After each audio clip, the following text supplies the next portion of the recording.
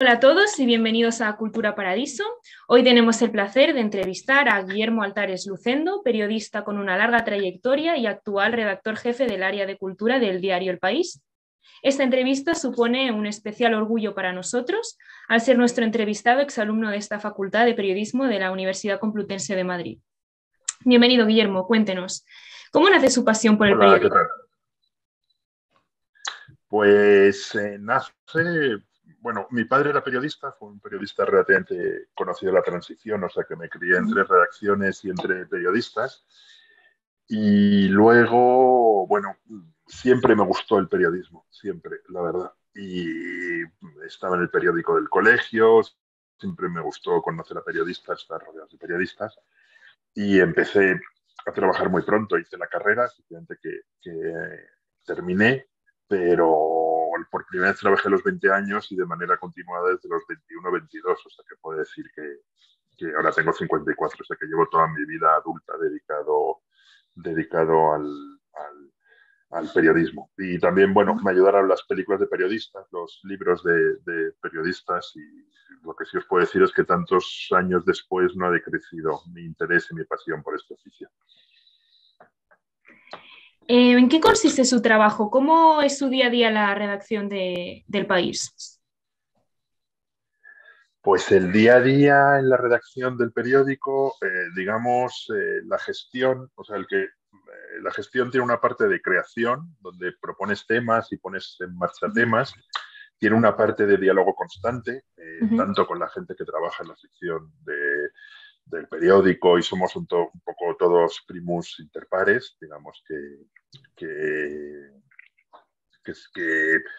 somos todos iguales, formamos todos parte de la misma profesión, tenemos todos los mismos méritos, unos han sido jefes y otros no. Y luego también es un diálogo constante con las fuentes, o sea, con las personas que te traen historias o que te proponen historias o todo esto. Y luego yo creo, y muchísimo más, o sea, los periódicos siempre han pertenecido a sus lectores, pero eso es ahora más verdad yo creo que nunca, ¿no? Porque son suscriptores, personas que pagan cada mes por leernos y siempre les tienes que tener en la cabeza, ¿no? Entonces, en cierta medida, esos dos diálogos, o sea, con las fuentes y con la gente que trabaja contigo, se suman en un diálogo constante con los suscriptores, ¿no? Con la gente que paga por leernos y a los que creemos que tenemos que dar un producto lo mejor posible, ¿no? Uh-huh. ¿Y cuál cree que es la parte más difícil de su trabajo? Bueno, hay muchas Es una partes pregunta complicada, difíciles. me imagino. Sí, hay muchas partes difíciles. Una parte es la gestión humana. Tú trabajas con gente que tiene sus problemas, sus necesidades, su ego, su manera de ver el mundo y, bueno, tienes que gestionar eso porque a la vez es la gente que hace la sección, ¿no?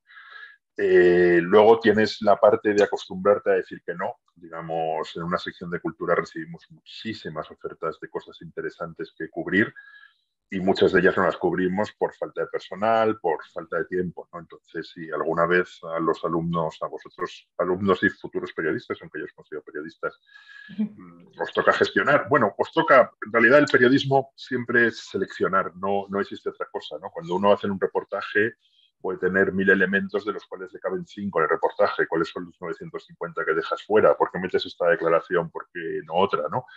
Periodismo siempre es elegir en todos los niveles de la cadena, ¿no?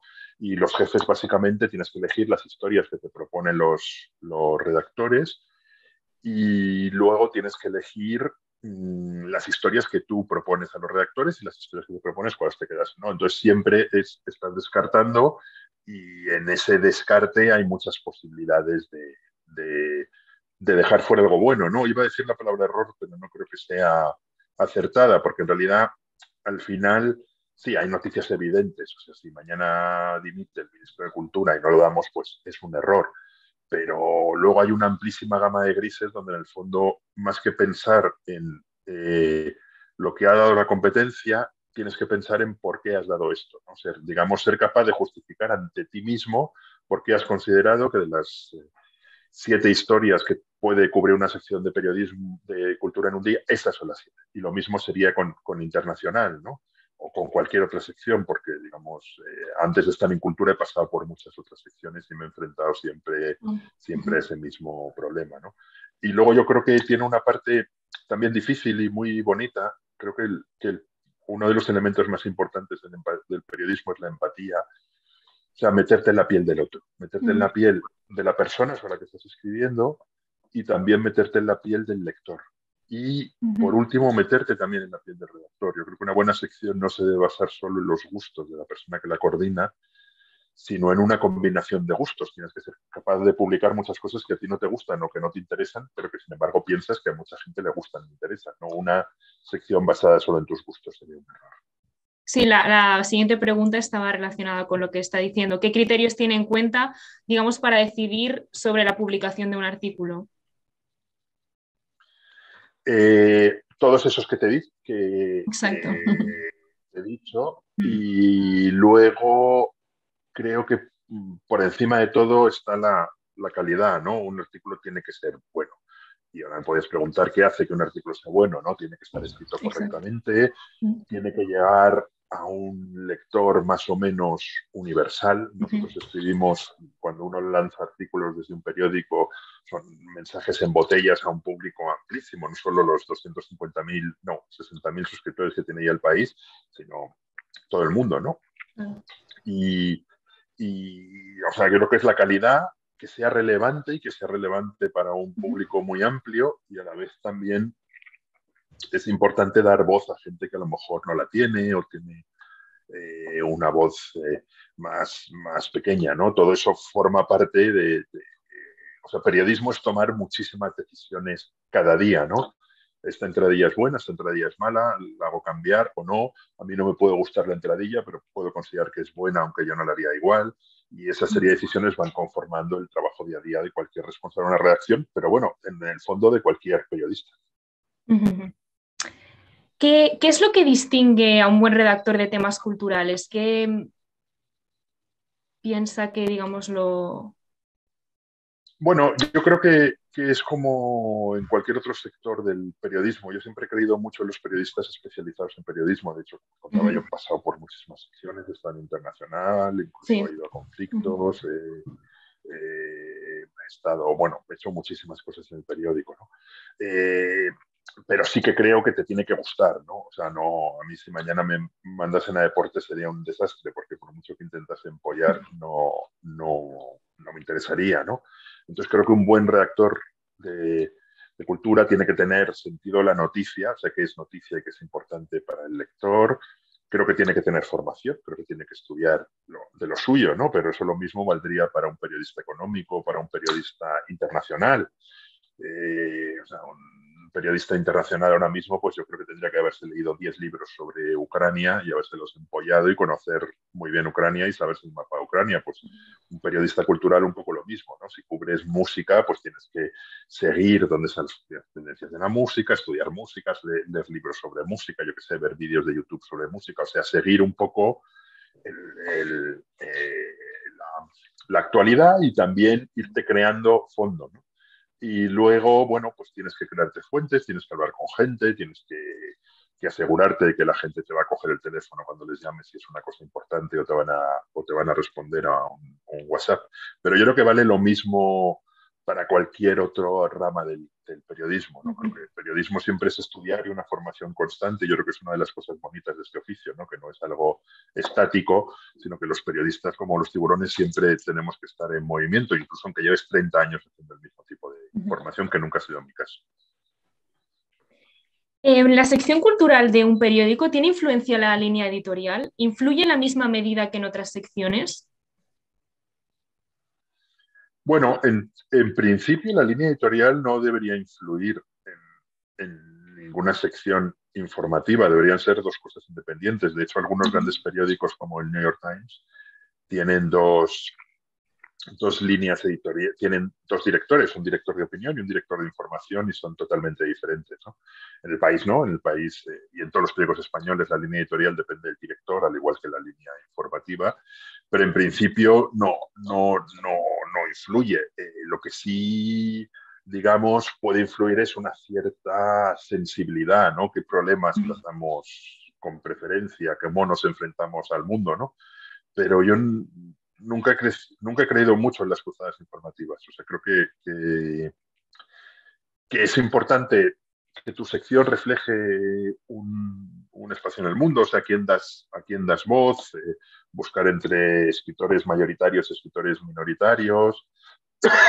Perdón. O sea, creo que es una combinación complicada entre lo mayoritario y lo minoritario, lo que llega a mucha gente, lo que llega a poca gente.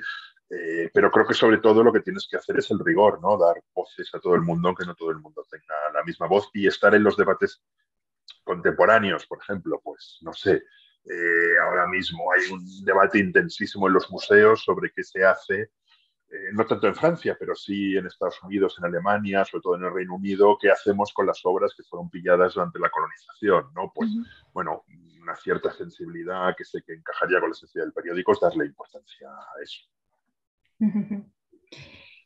¿Hay un esfuerzo por parte de los periódicos para adaptarse a los intereses culturales de las generaciones más jóvenes? Bueno, eso es una de las cosas más difíciles que tenemos que hacer y mucho más complicadas, que es llegar básicamente a vosotros. Vosotros es más fácil porque sois estudiantes de periodismo, ¿no? Pero yo creo que hay muchas generaciones que han dejado de informarse a través de los periódicos y utilizan mucho más redes sociales o TikTok y nos cuesta mucho llegar a vosotros. Y bueno, en cierta medida es un problema porque, digamos, necesitamos un espectro lo más amplio posible para ser financieramente rentables.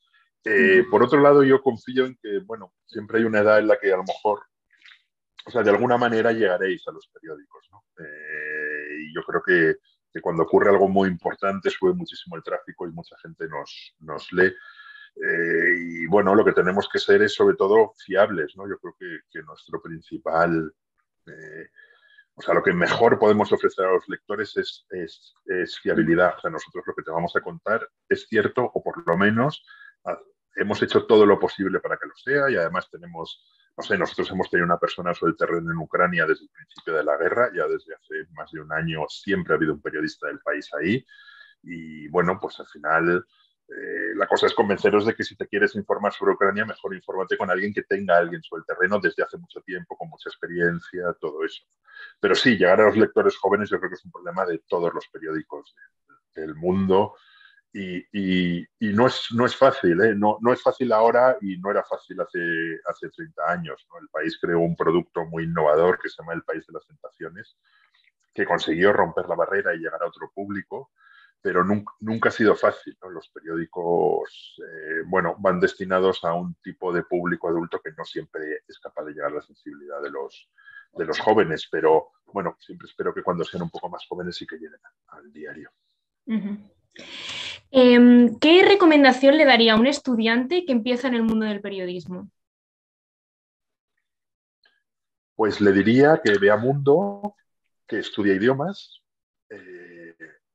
que aquello que le guste lo estudie, o sea, que digamos, si quiere ser periodista económico, si quiere ser periodista cultural, si quiere ser periodista político, que estudie. Le diría que lea periódicos y que lea prensa, toda la prensa que pueda. Ahora es un consejo complicado porque casi todos los periódicos son de pago. Entonces, bueno, según cómo, no sé si en la facultad, supongo que en las bibliotecas públicas de Madrid la mayoría de los periódicos se pueden leer gratis, pero le diría que mirase periódicos. Y le diría que vaya con los ojos abiertos por la calle, ¿no? Que cultive la empatía, que intente pensar siempre en los demás y qué es lo que puede interesar a los demás y cuáles pueden ser los problemas de los demás. Yo creo que el periodismo tiene que ser útil y tiene que ser útil a la sociedad y es útil a la sociedad, ¿no?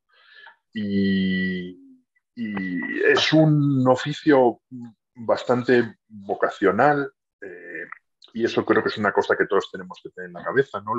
Hay una serie de oficios, no sé, los médicos, los camareros, los conductores de autobús y los periodistas, pues que trabajamos los fines de semana, que puedes tener un turno nocturno, que puedes tener un turno de mañana, que de repente te puedes encontrar con que ocurre una noticia enorme y es el domingo y estás en tu casa y de Segovia y te tienes que volver a Madrid, que eso forma parte del oficio, que también es lo bonito, ¿no? Pero que hay muchos otros oficios que también, para que funcione la sociedad, los bomberos, los policías, van un poco en contra del tiempo porque ayudan a los demás.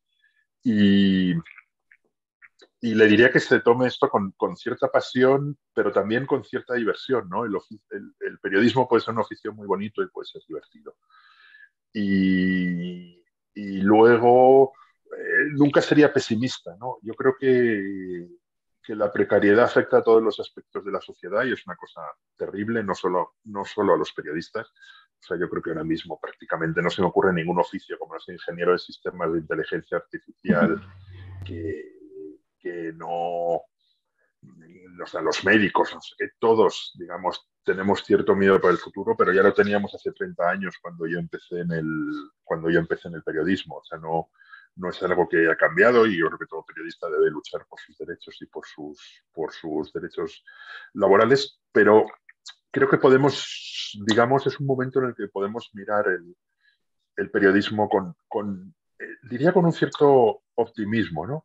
En el sentido de que hace 10 años, cuando empezó la gran crisis en la que estamos, o bueno, ya más, porque empezó en 2008, se produjeron dos crisis del periodismo, que era la crisis general y luego la crisis, digamos, donde los lectores se iban a la web y desaparecían del papel, pero no éramos capaces de hacer rentable la web porque no entraba la suficiente publicidad. Ahora sí, ahora hay muchísimos grandes periódicos en el mundo, casi todos los grandes periódicos que funcionan por suscripciones.